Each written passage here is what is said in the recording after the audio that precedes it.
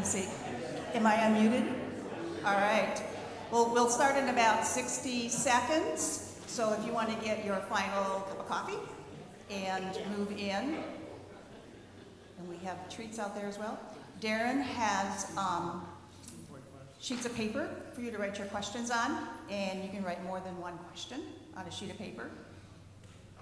And then who's gathering the? Between Darren and I, we're going to gather, and I'm going to hand them up to you. Okay, you guys are going to compile them and hand them up to me. And then also, are we live yet? We're live? Okay. Hey, hello out there. So, and we also have, we're also live streaming, so those that are on live stream can send in their questions, and they will be also sent up to us here. So this is it. All right, I can officially start. The chair of the call committee says I can officially start. Okay. So I just want to say good morning. Good morning. Good job. Welcome to our meet and greet gathering with Jonathan Nerdig, who is a candidate for Associate Pastor of Ascension Lutheran Church. I'm Nancy Swanson, your congregational president, and I am blessed to have the opportunity to guide this question and answer dialogue. Thank you for being here in person, and thank you for being online. Like I said, this is our first live stream of a meet and greet, so that's pretty exciting. We value your participation and your input. As a congregation within the ELCA, we have the unique opportunity to be engaged in what is called the ELCA process, call process. And I think it's important to remember what a gift this is, because not every religion has this kind of call process where the congregation gets to weigh in multiple times throughout the journey. It began in May when our congregation elected a call committee, and you've seen a number of them around here. If you want to raise your hand, call committee. They're doing some work. So that started in May. And so from that point then, we filled out what was called a ministry site profile as a congregation. And it's a rather daunting, multi-page assessment of who we are as a congregation. And it's important to fill out because as we fill this one out, we kind of referred back to other ones that we had filled out. And we are a different church in this time and in this place. And so we have the opportunity then to convey that to the synod about who we are. So that really then was the second time the congregation had an opportunity to weigh in because we had Pastor Renee Spickle here. I think I got her name right. Spickle Larson. And so she also guided us to fine-tune, our site profile. So what that does then is that the input of the congregation is very, very significant. Today is really our third time to have input into this call process. So we do a meet and greet, and it's a time to kind of reflect on our own needs as a congregation and prayerfully discern the talents and gifts of the candidate before us, Jonathan Nerdig. And also, for those of us here, we also want to welcome his wife, Megan. So it's nice to have both of them here. The protocol will be, we'll have Jonathan kind of do an introductory onto who he is, but then you'll have your pieces of paper to write questions on. Those will be gathered and then brought up front, and then we will ask those questions to Jonathan live. And so he'll have a chance to respond to them. So this is kind of informal, even though we're on live, it's a little bit daunting. But let's begin with a word of prayer. Gracious God, as we continue our journey to call an associate pastor to our congregation, may we count on the prayers of all members of this community of faith to uphold us. May we ask what it means to be the church in our time and in this place, and also ask the Holy Spirit to guide us. Blessings to members of this church and the candidate whom we seek to learn more about. Amen. So I was told to throw you a softball question first. Oh, okay, an easy great. one. Is this what you gave me, Darren?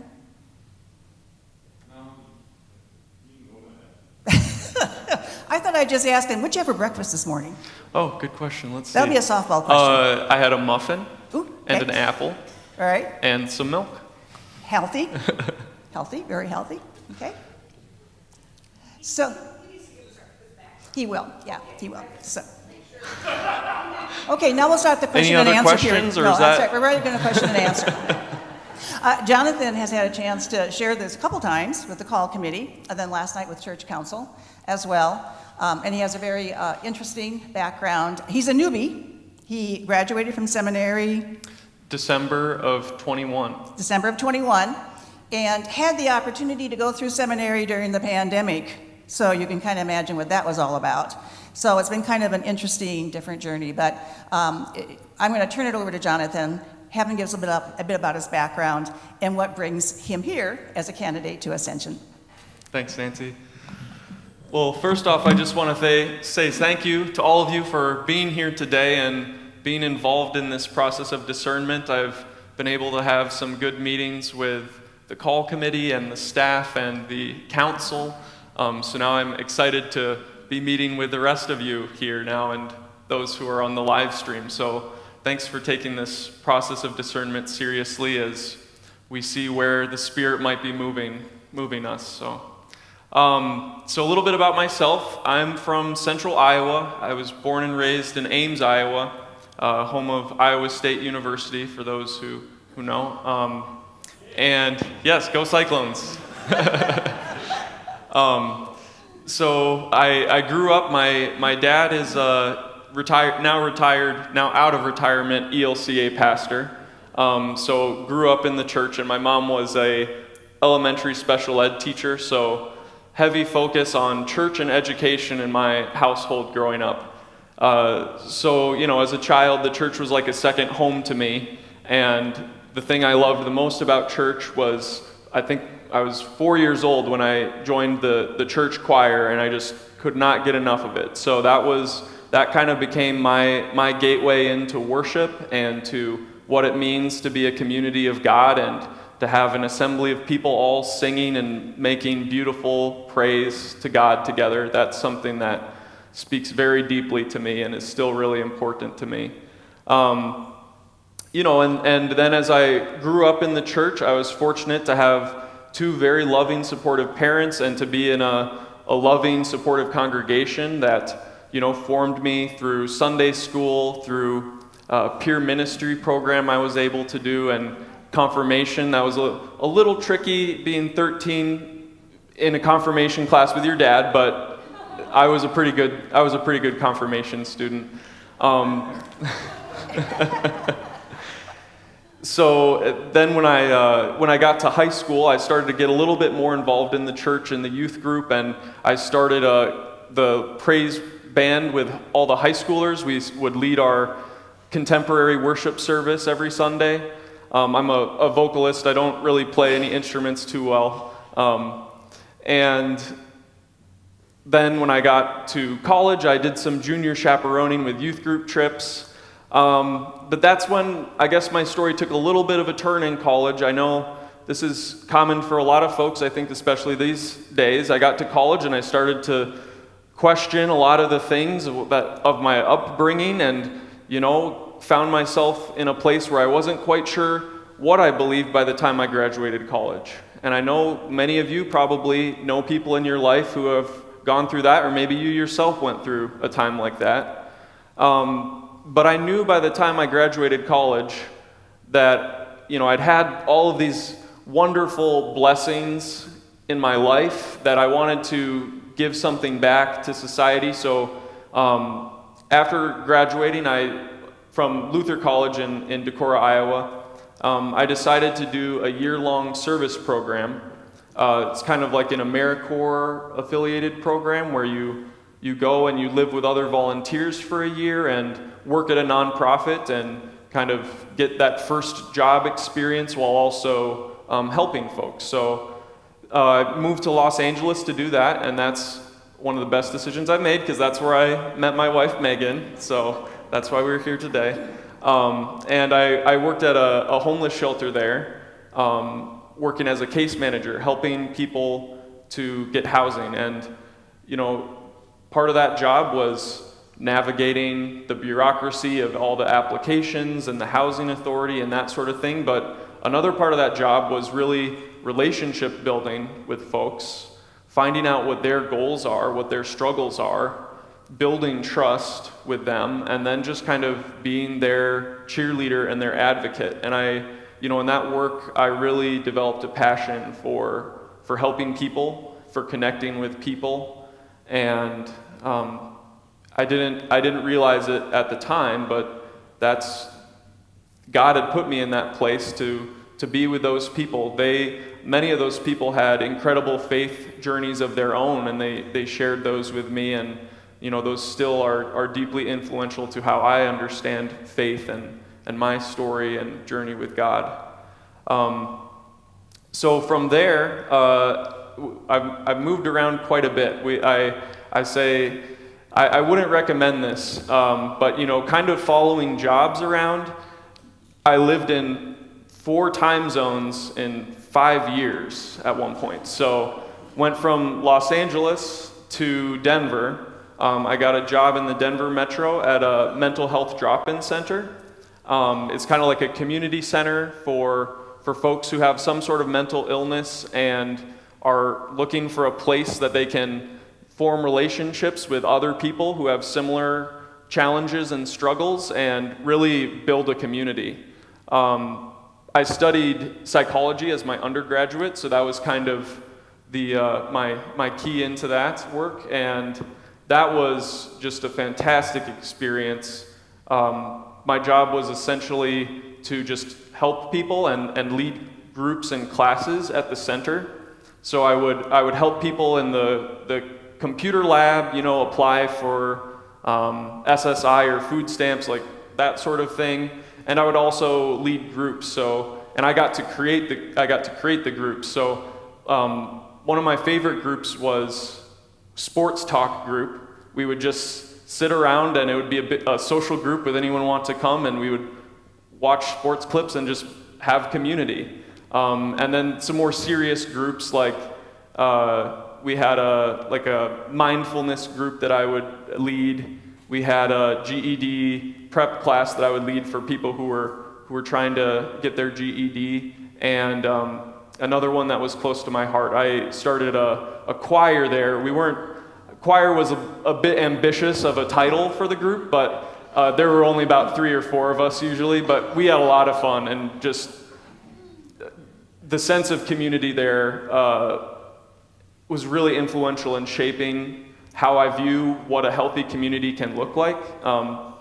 It wasn't a perfect community by any means, but it was a genuine, mutually supportive community where there was openness, and I could see how transformative that was in a lot of people's lives, especially when someone new would come in and they would meet these people who had been a part of this community for some of them like 10 plus years, and would just be welcomed in and be shown that maybe this is a new diagnosis they were struggling with, and that there are paths to recovery, and that you're not in this alone. So I think there are lots of things I've learned in that community that shapes my vision of what the church can be.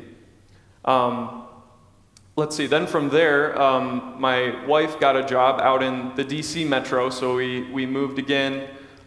This time I followed her out to DC, and there I found some work tutoring. I was a math tutor for kids about 2nd grade through 12th grade. And so, that was really fun, getting to work with kids and seeing their excitement with learning new things. I consider myself a big lifelong learner. I just always love learning new things. It's part of why I think being a pastor is a great call for me, because there's always new things to learn about God's Word and about how that shapes a community.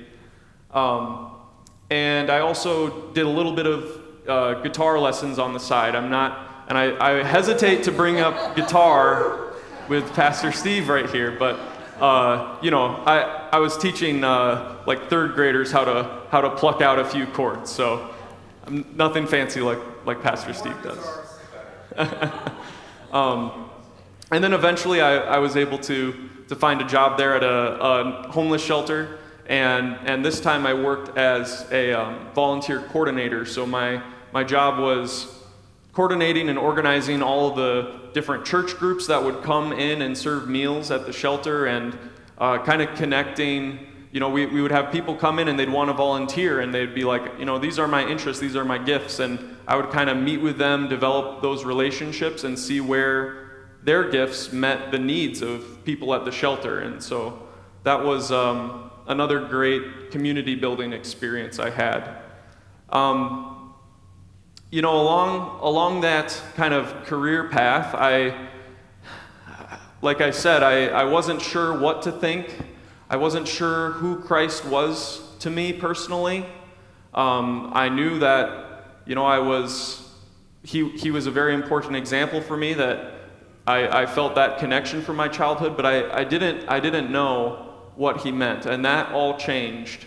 Not in like a flash of light, but gradually over time. And so I had been reading some books that my dad gave me that, just kind of been sitting on my shelf for many years, and I was like, oh, okay, I better read this. And they got me thinking about faith in a new way, and thinking about how we all have stories we tell about our lives. And, there's many different stories. The story of me being a son or a brother or a student, but there's one story that seems to be more important and bigger than them all. And faith is in many ways just trusting that you are held by that story, that you don't have to have all the answers today, but that through faith, through just trusting and moving towards that story, not away from it, that incredible things can happen. So I woke up one morning on a Sunday, and I had this feeling that I needed to go to church, and I didn't really have a church that was my church. So I went on the internet and I Googled nearby ELCA church find a church close by, and I found a church, and I went there, and the senior pastor, she had just torn her ACL earlier that week, and so they had an emergency fill-in pastor, and so he was just kind of, whatever sermon I think he had ready to go was kind of what he was preaching. And it was a sermon on call stories. And so in this sermon, he was telling his own call story, and he talked about how, he grew up in the church, was formed in the church, and throughout middle school and high school, people would recognize these gifts in him and say, hey, have you ever thought about, a call to ministry? Have you ever thought about going to seminary, Mark? And, he did think about it, and he thought to himself, well, if God calls me, then that's what I'll do. So I'll just I'll wait and see if, I don't know what he was expecting, but for God to call him. And I guess whatever he was expecting didn't happen, so I believe he ended up joining the military, and then several years later, he was back at his home church and meeting with his pastor. And the pastor told him, Mark, I always thought you were going to end up going to seminary. I thought you were going to become a pastor. What happened? And Mark told him, well, yeah, a lot of people here in the church, they would say things to me like that. They would encourage me to do that. But I guess God just never gave me the call. And his pastor looks at him with that pastor look and says, Mark, what do you think? Who do you think sent all those people? Who put all those people in your life to tell you should go to seminary? That was God. That was the call. And when he got to that kind of that part of his story, all of these memories sort of came back to me of instances throughout my upbringing where people would, ask me that and say, hey, I think you might be gifted for ministry. Is this something you've considered? And Steve might be able to relate to this. Every time I heard that, I just thought, oh, that's my dad's thing. They're just kind of, I'm the pastor's kid. They're saying that, but it's not really for me. And so that was kind of like a light bulb moment for me. I realized that I wasn't sure what this meant, but I knew that I needed to keep going to this church. So I kept going. I went the next week and just kept going to that church, and I met the senior pastor, and she became a very important mentor for me. She still is, and over the course of, I guess, about a year, I just started meeting with her and getting more involved in programs at the church. I think I started out in the choir because that was an easy way to convince me to get involved. And then eventually I ended up assisting with worship, being the assistant minister, and then eventually started leading some of the adult education. And we would read a book together and discuss it about some topic of faith. And more as I, became more and more involved in this nurturing community of faith, I realized I really want to go to seminary. I mean, I love learning, I love reading, I love writing, I love all the school experience. So I was like, maybe I am called to ministry, and I definitely think I would enjoy seminary based on where God seems to be leading me. So we took that step, and pretty soon at seminary I was like, yeah, this is where I'm supposed to be. This is what God is calling me to. So we moved from the DC metro to St. Paul, Minnesota, where I went to Luther Seminary. And as Nancy mentioned, unfortunately, a large chunk of my seminary time was during the pandemic, so that made it a lot harder, developing just that sense of, the community gathered. It was cut short for me. And so I knew I wanted to after I graduated from seminary, I knew I wanted to get some more in-person experience. And so I thought, well, what can I do? When I was in seminary, there was one class in particular that really hooked me, and that's called Clinical Pastoral Education. That is a requirement for all ELCA clergy to do. That's also the kind of training that chaplains have to go through in order to become a board-certified chaplain. So that had been like a really important piece of seminary for me, formed really tight-knit relationships with the folks that I went through that process with. And so I decided I could do another year of that and continue to develop my skills, and especially being in person again with people. So I did a year-long CPE program at the University of Minnesota Hospital, and still working there part-time now, but my education part of the process is finished now. And that was such a rewarding experience to meet with individuals and families with all different kinds of backgrounds and experiences, and to be able to preach the gospel to them and to really be with them in vulnerable times and in difficult times. And yeah, I just felt even more that this, I'm meant to be called to this kind of ministry. So, and now that my education year is finished, I'm in the call process, which brings me here today. So, I guess that's my introduction. That was quite long-winded, but. No, it was great. I mean, some of us have heard this more than one time, and I will say every time that you do share your story, you do add something different that comes to you, as you're sharing the story, and so we do get to learn a little more about you. So now it is time for question and answer, and I do have a couple of questions up here, and just to remind the protocol here, we have these sheets of paper that you can write a question on, and somebody will pick them up, and for those of you online, you can type the question in, and it will also be brought up here. And so with that, if someone doesn't have a question right now, I will start with one. Okay? I am curious. You have lived in 4 different time zones, and you could have gone to seminary anywhere. You came back to the Midwest. Was there a particular reason that you chose Luther, or was there something about Luther that really intrigued you?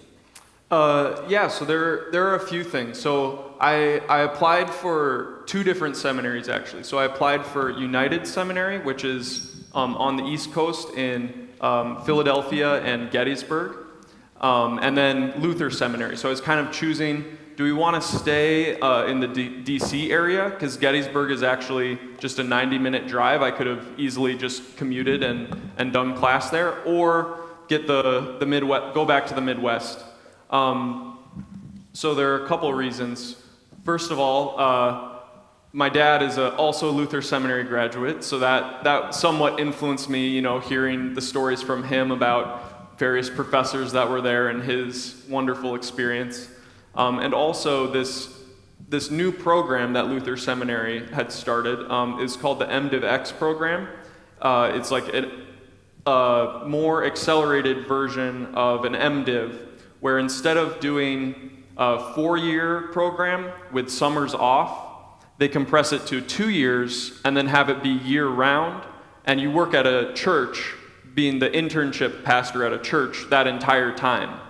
And that really intrigued me because the whole idea of it is similar. I think it was based actually on some like nursing programs that they have at Mayo, where you are learning and then applying what you're learning like pretty immediately. And so that's what that program gave me the opportunity to take what I was learning in seminary class and immediately be able to see how that works in the context of an actual congregation, which was unfortunately a little bit stifled by COVID, but that, there were a lot of great learning opportunities with like how to navigate something like that in a community and how to, just collectively come together and be church in such an unprecedented time. So yeah, that's what led me to Luther. Thank you. When we were looking and defining what we were looking for in an associate pastor, we sort of said, we kind of want a generalist, somebody that can do just a little bit of everything. And so we'd asked Jonathan, what is a generalist, kind of in your definition. And so as you look at that, what strengths do you bring to a generalist position? Well, I think I'm open and flexible, and I think my past experience, I've worked with young kids doing the tutoring and guitar lessons, and I've worked with a lot of older people in the hospital, and that experience. I've also had the chance to work with like all kinds of different people at the homeless shelters and mental health drop-in centers. So I would say I have an openness and a flexibility. I also really appreciate working with a team and being a team player, and I think that kind of fits along with that generalist role, that there's a willingness to fit in where I'm needed, as opposed to just sort of siloing like, oh, I'm going to be this kind of pastor or this kind of pastor.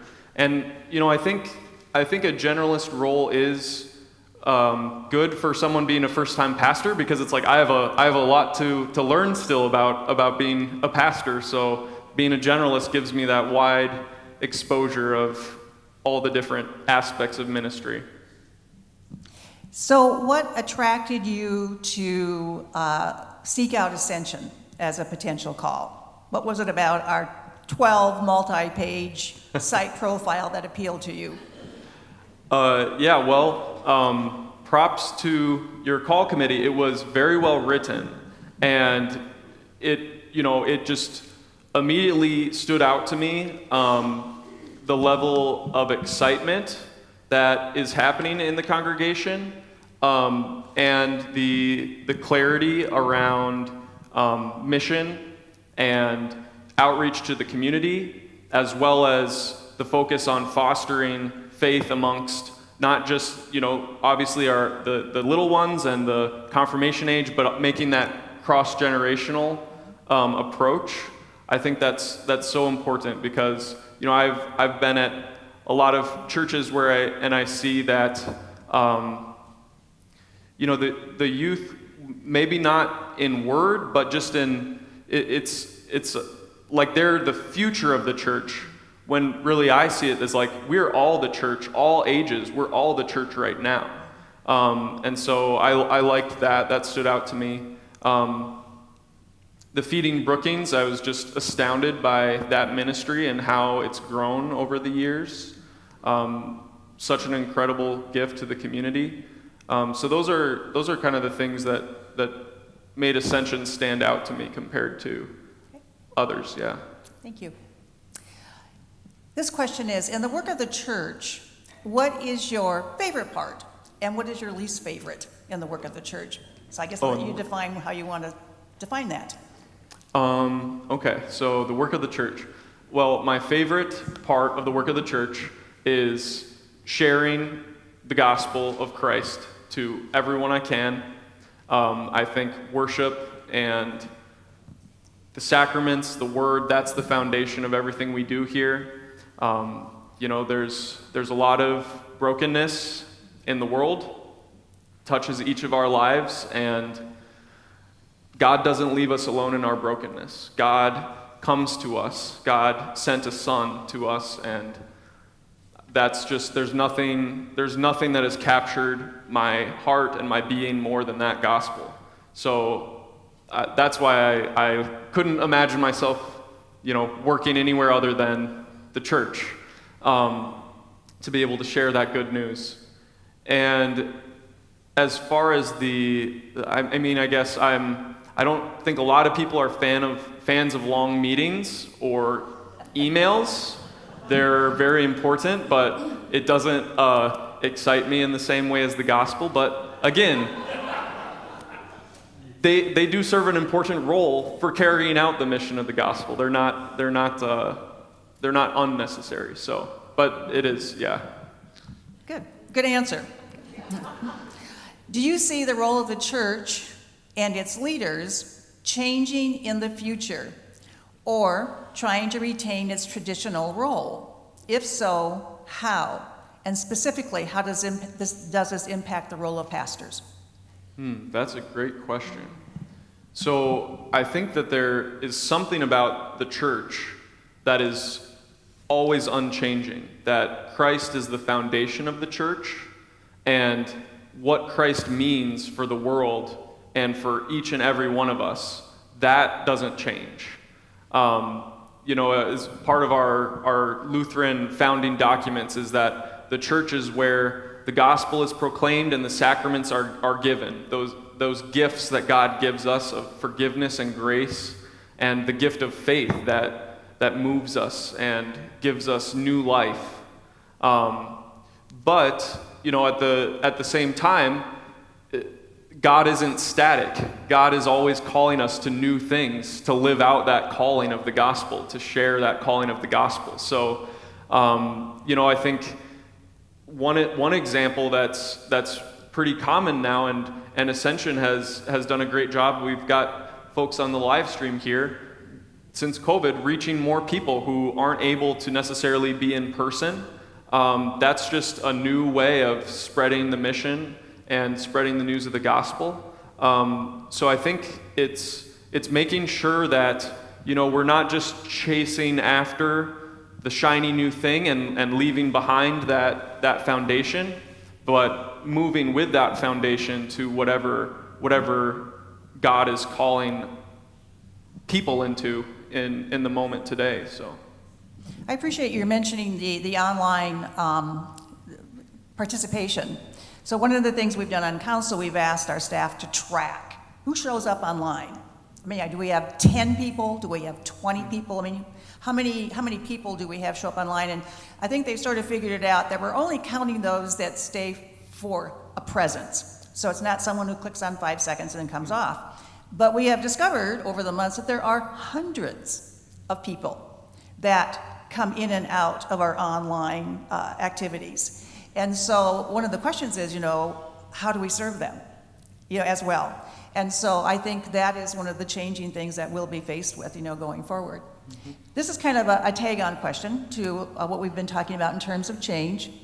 What is the role of the church in social justice? Oh, that's a good question, too.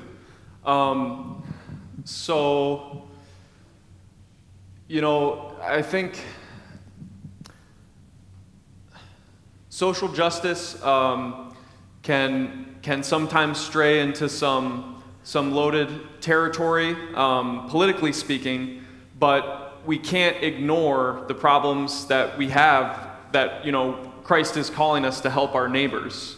So I think it's important to distinguish that what we as the church are doing is rooted in the gospel of Christ. And Christ calls us to not only love our neighbors, but to love our enemies, which is, that's like one of the most radical things I think someone has ever said. And for God to tell us that, boy, we better listen to that. So I think that the church has an important role to play in social justice in certain aspects, but I think that maybe social justice is kind of more of a politically loaded word than the way that I would frame it with the church. It's sharing the gospel to the world, not just by, the words that we say, but the actions that we're taking to serve the community. Like the ministry that Ascension is doing here with feeding Brookings. I think that's a great example. And serving the Ascension community too with like the Wheels to Worship program. Those are all issues that involve our society and how we can make that society look more like the kingdom that God is bringing to us, that we're all a part of. And within all of that, of course, conflict arises. And so how do you deal with conflict?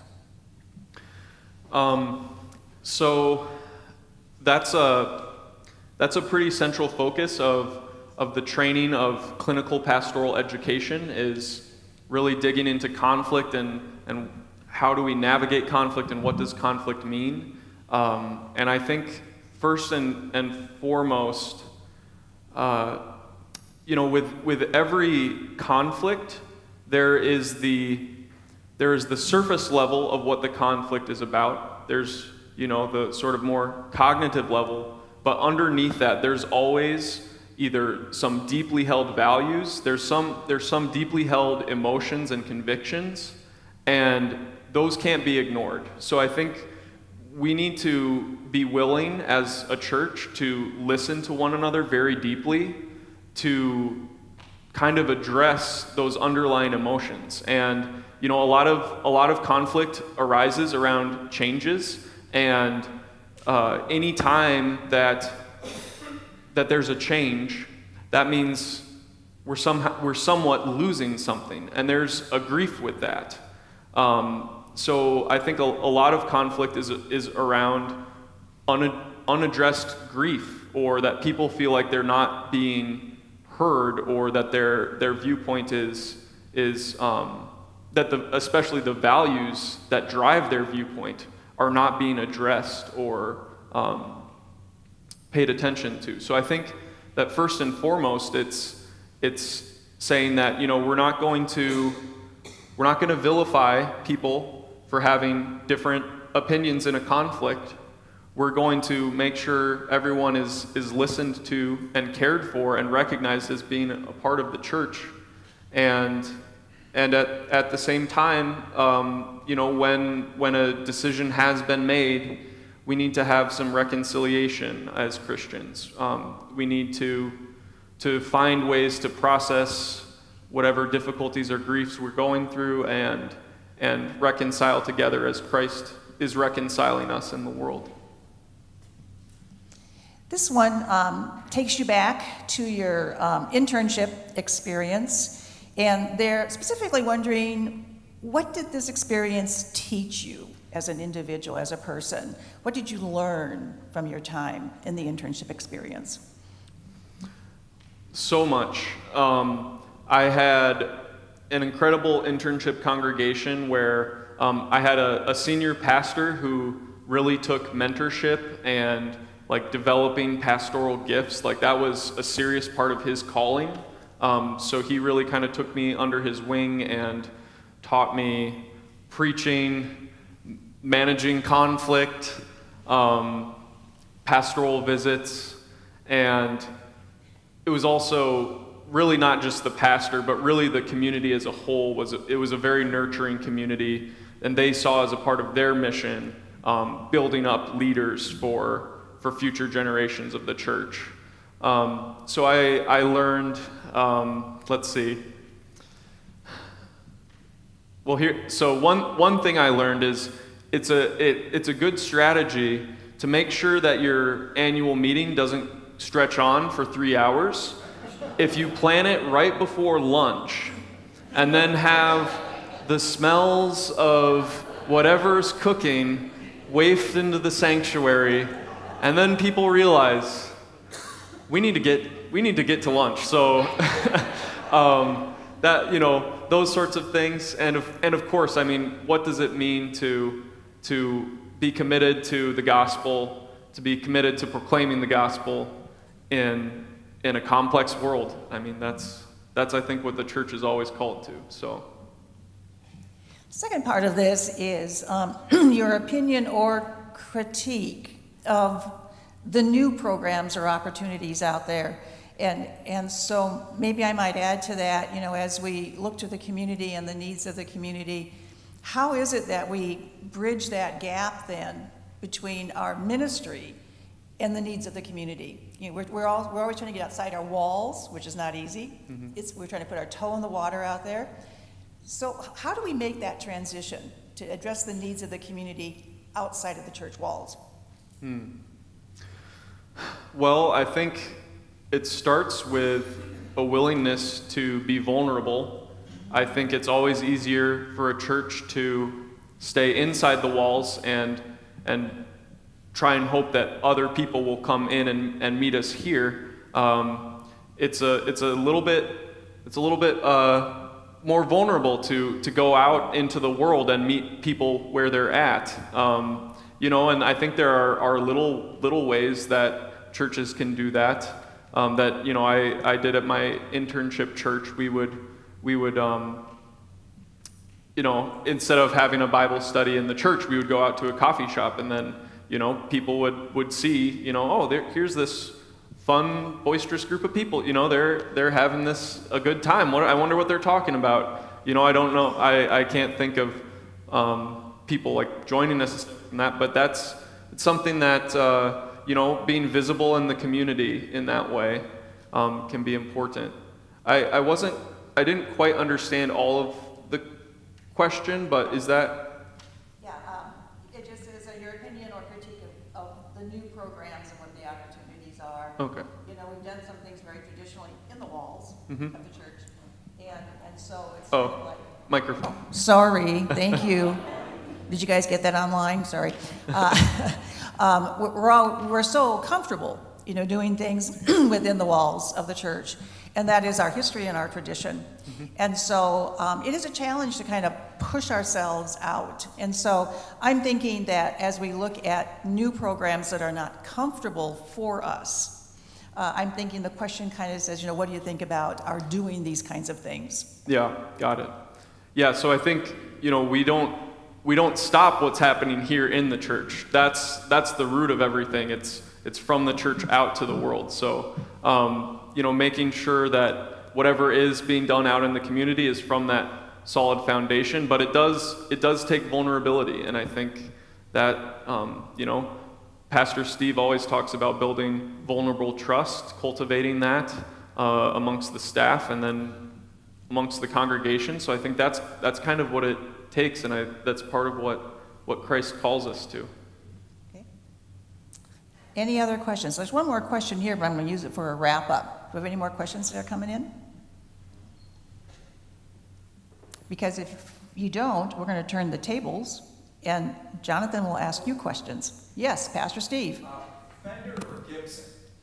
The question was Fender or Gibson, and you got to know what they're talking about.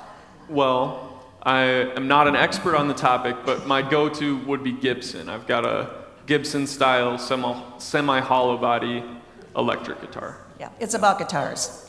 The semi-hollow body is about guitars. I'm out of here. Steve has a strap. You're okay. I've got 2 Fenders, 2 Gibsons, so I need one. This is an alternative world. Darren. I'm willing to cheer for the Jackrabbits as long as they're not playing the Iowa State Cyclones. Yes, that was the tough. That was the tough question during the call process interview because Darren said, "What was your question, Darren?" I forget what it was exactly. Hey, who's his favorite football team? And there is one wrong answer. Yeah, who's your favorite football team? And there is one wrong answer, and it's the only time that Jonathan kind of had a deer in the headlights stare. Any other questions? Yes, Kathy. We haven't heard anything about Megan. Could you tell us a little bit about Yes, absolutely. So Megan, she works at American University doing grants management. That's out in DC, so that's a remote job for her. She is currently training for a marathon. She's very ambitious, organized person, and she pushes me, and so that's why we make a great team. And I help push her too. So this morning she actually ran 13 miles, so she got to see quite a bit of Brookings running around today. And what else? We love doing stuff outdoors together, hiking when we can, playing sports. Pickleball, that's a big one. She's willing, this is one of the things I love about her. She's willing to play basketball with me one-on-one, and she doesn't make me feel bad when she beats me. So that's a pretty special characteristic she has. What else? She's Roman Catholic. We are an interdenominational household, so she comes, worships with me, and listens to me preach when I'm preaching, and I'll go to Mass with her. So let's see. She's from Northwest Illinois, so also from the Midwest, near the Illinois-Iowa border. Grew up near the Mississippi River. She's got 2 siblings. One of them is about to have twins this fall, so that's pretty exciting. The first grandchildren on her side of the family. So what else? That's pretty much it. She is an introvert. I am myself, but I'm kind of the more talkative one of the pair. So please don't overwhelm her. But she's nice. Don't interpret her shyness as being standoffish in any way. Tell us about your family. Yeah. So I mentioned my parents. They my dad's a pastor. Mom's a retired special ed teacher. I have a brother who's married and has 2 kids. So my brother and their kids, they live in Aberdeen, South Dakota. Our niece and nephew are 9 and 11? Oh, 11 and 7. He just had a birthday in August. So, and my grandparents, they live in Watertown, South Dakota, so that's why my parents retired there, to be close to them. So my grandparents are in their early 90s, and they just celebrated their 70th wedding anniversary this past summer. Still living in the same house that my mom grew up in, still living independently there. So, and I've got some aunts and uncles who also have retired to Watertown to be close to my grandparents. So, yeah, anything else about my family you want to know? I think that's just helpful for us to know because people say, well, where did he come from? We say Iowa, so we always think everybody lives in Iowa. Oh, yeah. Well, they live in Watertown. Yeah, so my dad's side of the family is from Iowa, and then my mom's side of the family is from South Dakota.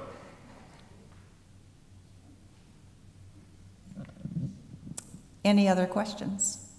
Yes, Nancy. We're taking questions from the floor. As long as we can hear you. I might have to repeat it. Address that my children your age are not attending church. Take off on that statement however you want. Okay, I'll just repeat that. So Nancy is asking, address that children Jonathan's age, our children, Jonathan's age, are not attending church, and so she wants Jonathan to take off on that. Yeah, I think, that's a pretty dramatic change we've been seeing in our society, the rise of people who maybe grew up in the church but no longer attend church or identify with the church. I have that experience myself, like I mentioned, the times where I didn't really go to church and didn't know what Christ meant to me. So I think the fact that I've had that experience, it's something that is close to my heart. Folks who are similar in that way. A lot of my close friends are still, would consider themselves in that non-category, and were honestly like a little bit shocked that, when I got this call to seminary. But I can just speak to my own experience, like with those friends, that there have been ways since I've received this call that I've been able to connect with them, that they've brought up topics of conversation that they wouldn't have brought up if I wasn't seen as this person who has a call, that there's something greater to life. So I think it's also important to remember, like myself, I was not coming to the church, and now here I am sitting here. That people's journeys, we don't know when people might decide to come to the church, and I think so. Part of what we can do is focus on making a healthy church, making a welcoming, loving church that's rooted in Christ, so that as those relationships grow and change, and people's lives changes, and they experience new things, and sometimes realize that maybe the answers that they've been relying on are not ones that work all the time in life, that they need something more, that we would be ready as a church to welcome them in, and I guess that's kind of my thoughts on it. That's a really great question, something really important for, I think, all churches to be thinking about in this time. Any other questions from the floor? All right, we'll turn the tables on them. Jonathan, what questions do you have for them? Oh, I get to ask questions? You get to ask them questions. They can't just sit there. They have to kind of work at this. Oh, okay. Let's see. Well, I guess I would love to just see like shows of hands, maybe, like who has been a member of Ascension, who's here 5 years or less. Pastor Steve was a latecomer. All right, how about 10 years or less? Okay, 15 years or less? 20 years or less? 25 years or less? All right, 30 years or less? 35 years or less? Oh my goodness, okay, so we've got, that was like, for, if you weren't able to see on the live stream, it was a few people at each of the intervals, so I think we have a pretty good mix here of people who are very long-time members, and then folks who are more within the past 5 to 10 to 15 years. That's helpful for me to see. I guess another question is, what makes Ascension special? Like, what do you love about this church and this community? And Good question. yeah. Pastor's gonna run around the microphone. Oh, okay. We don't have Bruce today, so he's all practicing for tomorrow. Who needs it? The question was, what makes Ascension special? Why are you here at Ascension?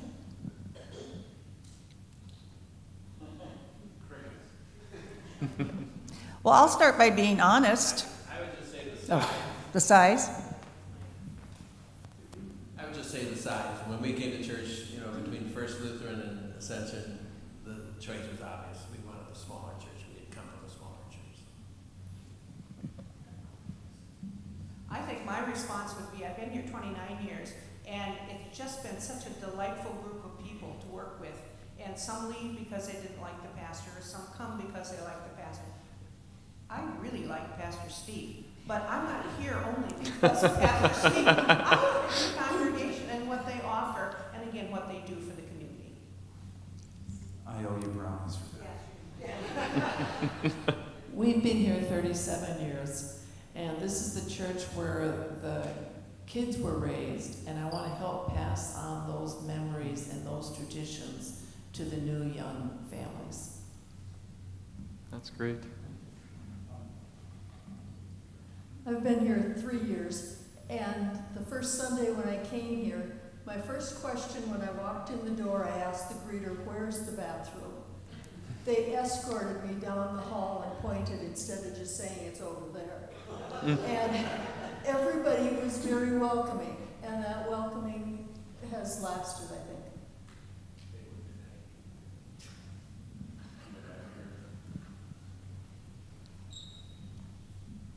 Yeah, I would have said the same thing. I've been here for 15 years. Incredibly welcoming community, I find.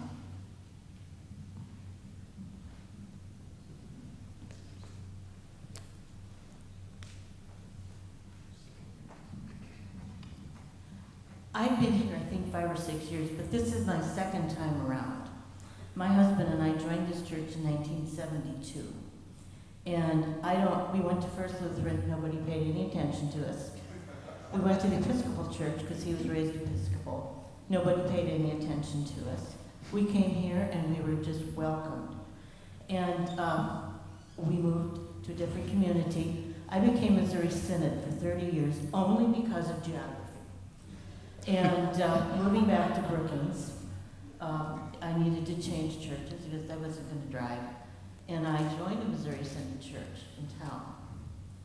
And it was cold and unwelcoming. And I just decided, I was dating somebody, and he said, "Why do you go to church there?"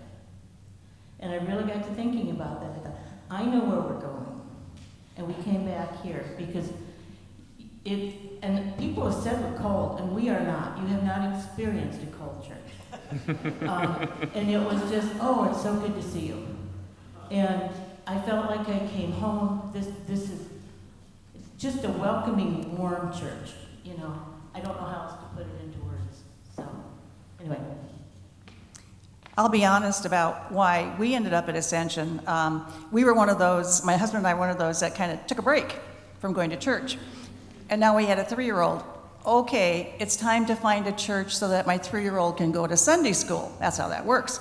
But first of all, we eliminated all the churches that had wimpy organ music. Not going to happen. We eliminated the churches where women did not vote. Seriously, I wasn't going to join a church where I couldn't vote. But there was a great community here. And there were a lot of people that we knew from throughout the community and had children my son's age. But for me, the tipping point was, my son's 3 years old. We got to find a church. I came from a very small rural church, and so I gravitated toward a church that had more of that small community feeling, which Ascension had.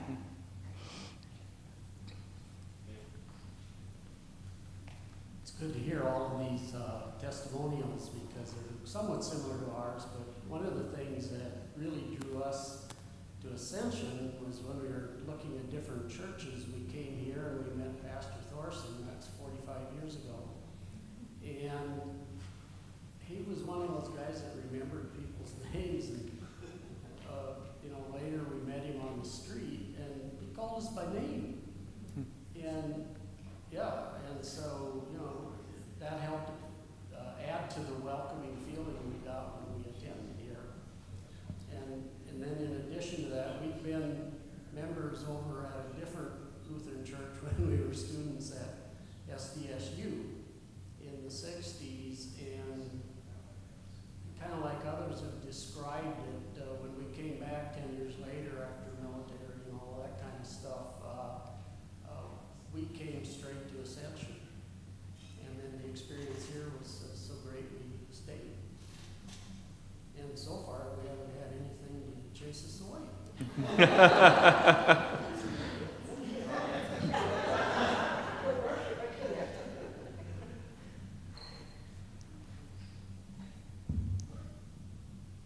my wife and I have been like 45 years, but we've always considered this, we have a sense of family here. And there have been times when we've questioned some things, but we just don't quit on family, so.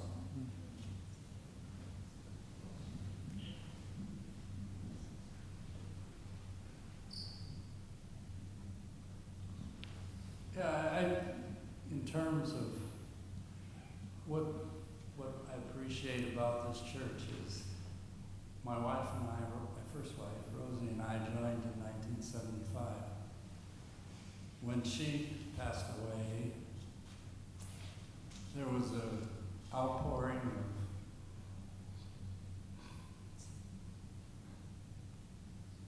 of love and support that I can't express what it meant to us.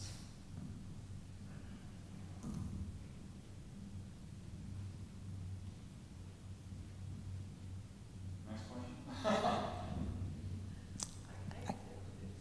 Do you have another question, Nancy? Oh. Why I stick with ELCA is progressive and open to change around the world and within our own societies. Nancy and I are in the same book club, and so we discuss some of these kinds of topics about ecumenical, evangelical, nationwide, Lutheran. It's just very complex, and challenging. One more? Okay. I just want to let them know that we have a kind of connection with them because we're in our 90s and we're going to celebrate our 70th anniversary. Oh, Same as congrats. grandparents. That's excellent. So our church is going to be celebrating its 60th anniversary next month. And in the scheme of churches, it's not a really, really long time, but we are blessed because we do have a number of charter members who are still with us. And I don't know how exactly it happened. They came from First Lutheran. At some point, there was a decision made that there should be a second Lutheran church in Brookings. And what I think is just really cool is that these people walked over here as a group with their families and their strollers. And they came and put the shovel in the dirt here. And so as we have our celebration next month, we're going to try to capture some of those stories and memories because I think that just speaks to us about our history and where our journey started and, sort of where we're going to go from here. Any other questions? Because I'm holding one until the end. Last call. How much time do we have time for me to ask another You can ask another question. I just told Jonathan that was a really good question you asked. Ask another question. So I guess my next question would be, what are some of the challenges you see facing Ascension, or what are some of the exciting new opportunities that might be in Ascension's future?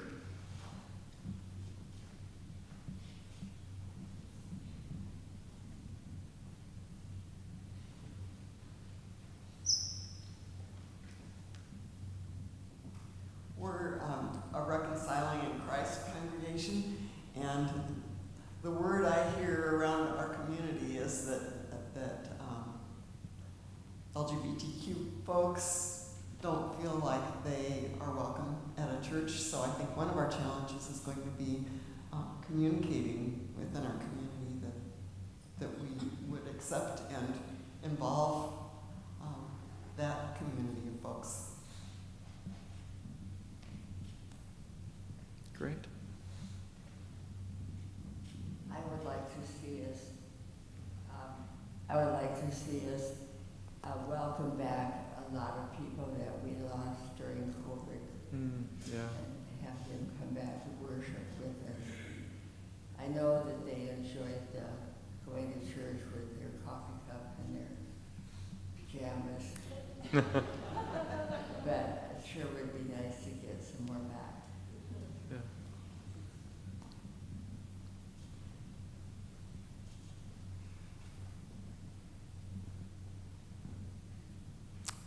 Something that we've talked about in other circles is the engagement of young people post-confirmation. And I do think that is a continual challenge that requires a culture from the church to address and be intentional about. And I appreciate your saying that, yes, the young people are the future of our church, but they also are our church today.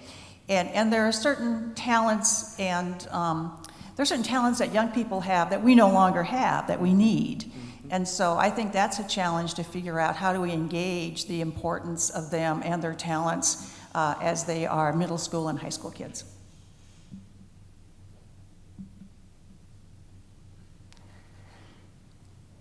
Last call. Oh, okay. We have another question. Just a comment. We are starting a Wednesday night group for young kids through old people like me. But anyhow, I think that is so necessary because sports, our younger generation with kids in sports, they play many, many Sundays. So I think with getting this Wednesday service, hopefully they will come to that.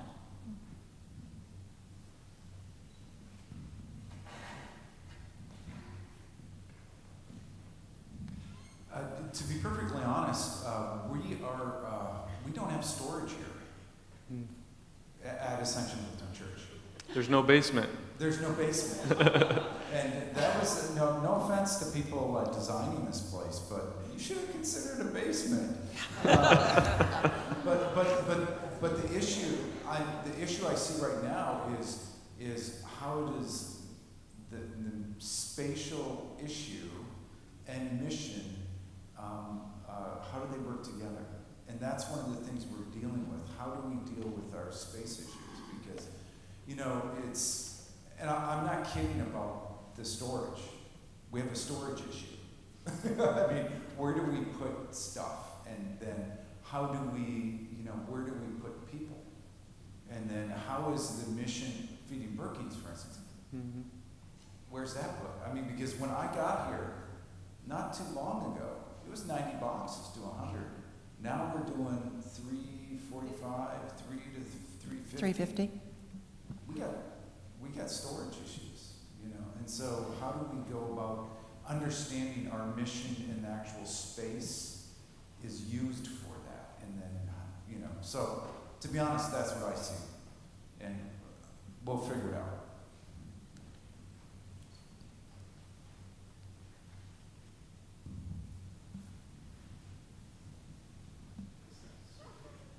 All right. Any other questions you'd like to ask us? You've had good questions. Thank you. Let's see.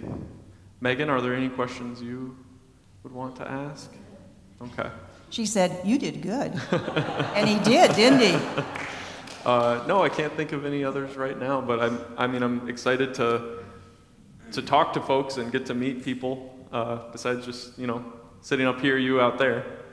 Maybe Jonathan, when you explain Megan's role at American University, I think, or maybe I missed it, you didn't say about the remote, that it's a remote position? Yeah. So she works for them managing some grants that have to do with the academic study of national security and like bridging the policymakers in DC with the academics. And she does that all remotely. So she does have to travel to DC a few times a year. We have airplanes here.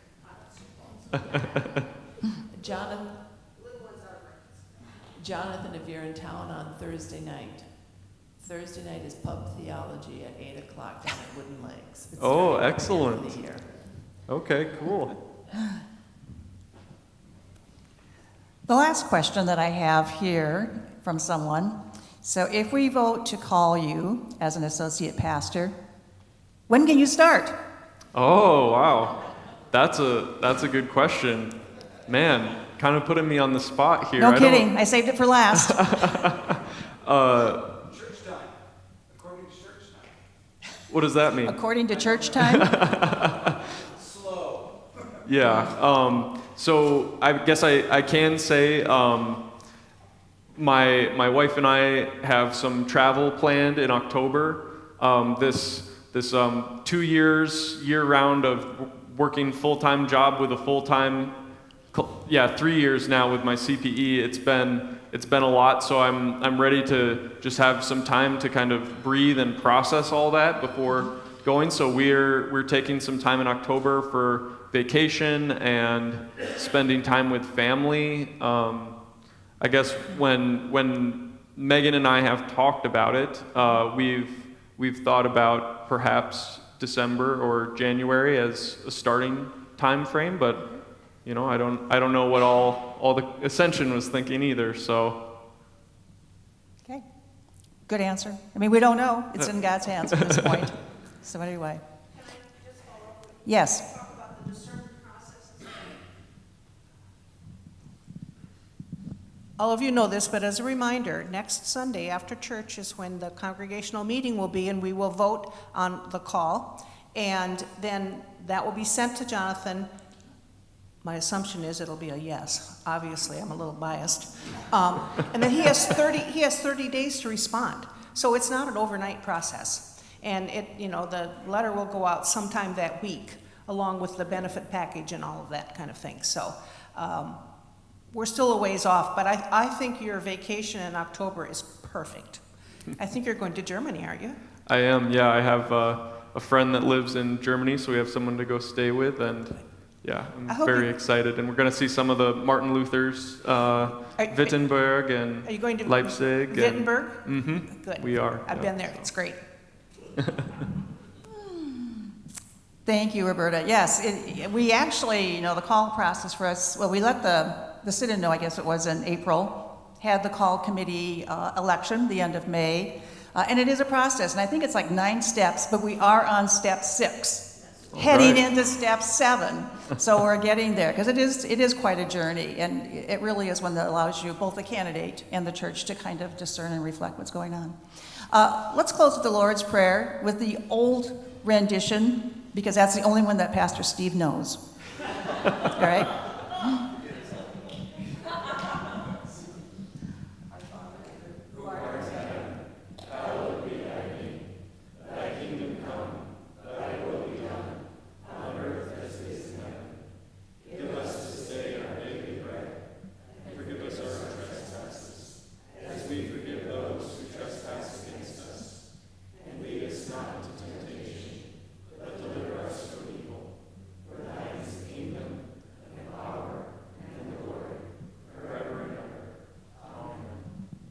I want to thank you all for calling, and as you can see, this is the great part of the call process. I think about the religions that don't have any of these opportunities. I mean, this is really a blessing. Thank you for coming this morning. Thank you for your great questions. Thank you to Jonathan and Megan for joining us. We've enjoyed having the chance to meet you, and we'll get to hear your sermon tonight and tomorrow. Yes. So everyone have a good weekend. Thanks everyone out there.